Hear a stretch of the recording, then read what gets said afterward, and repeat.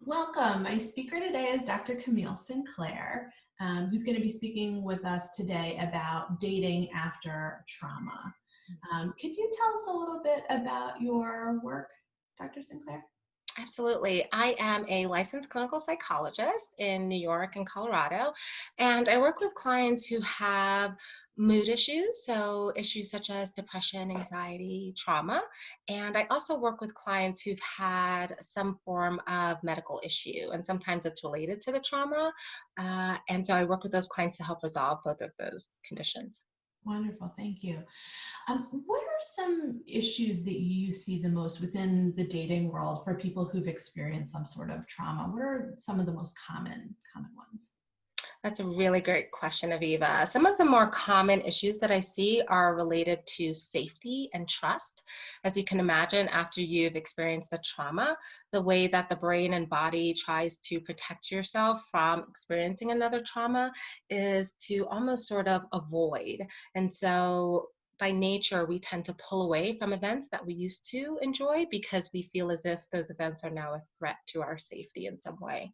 And so, for clients who may have enjoyed dating previously, dating may feel like a threat, particularly if their trauma was sexually related, if someone was raped or abused, you tend to shy away from making yourself vulnerable in that position.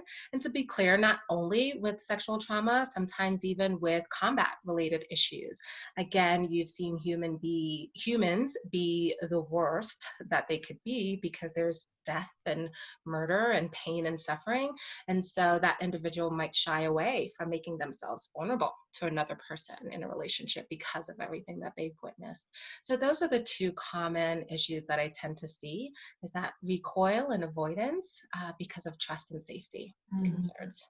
Yeah, it's interesting that you mentioned that because I think for me, one of the things that I see in when someone's experienced a trauma with trust issues, it's not just that they don't trust other people anymore, that they often have a really hard time trusting their own judgment and trusting themselves and having that kind of gut instinct.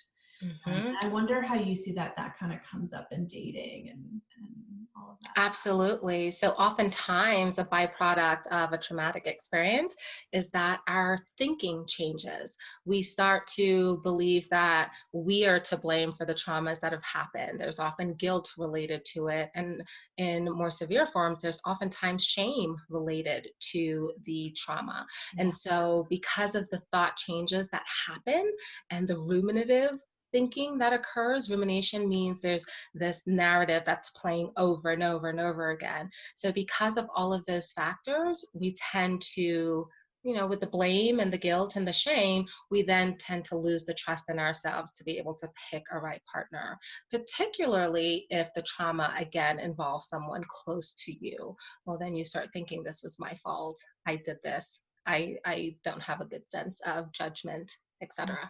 Yeah, it's like we stop trusting that radar sometimes.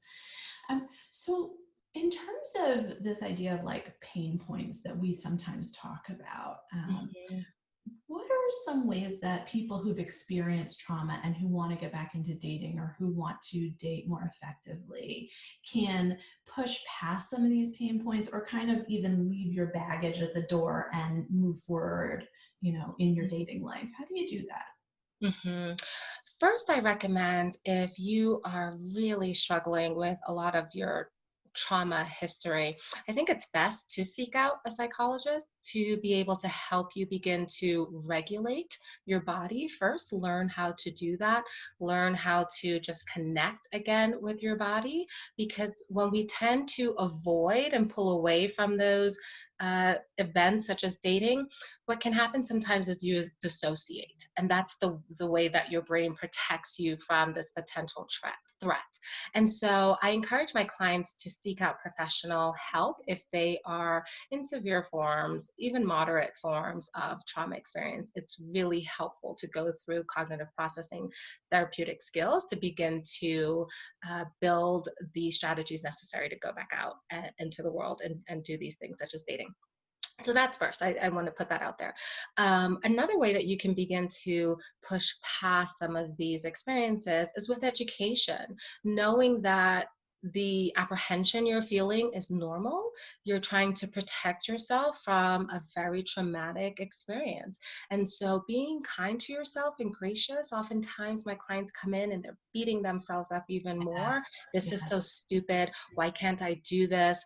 Right? So just having a bit of grace and empathy for yourself and what you've gone through, and look at the courage that it takes to go out and do this scary thing, and you're trying to do it. And then also being able to capture some of the ruminative thoughts. So, what are the patterns that are coming up for you? How can I start to be an observer of my thoughts? What are the themes that are coming up there? How am I Mhm. feeding those themes? How am I feeding this fear?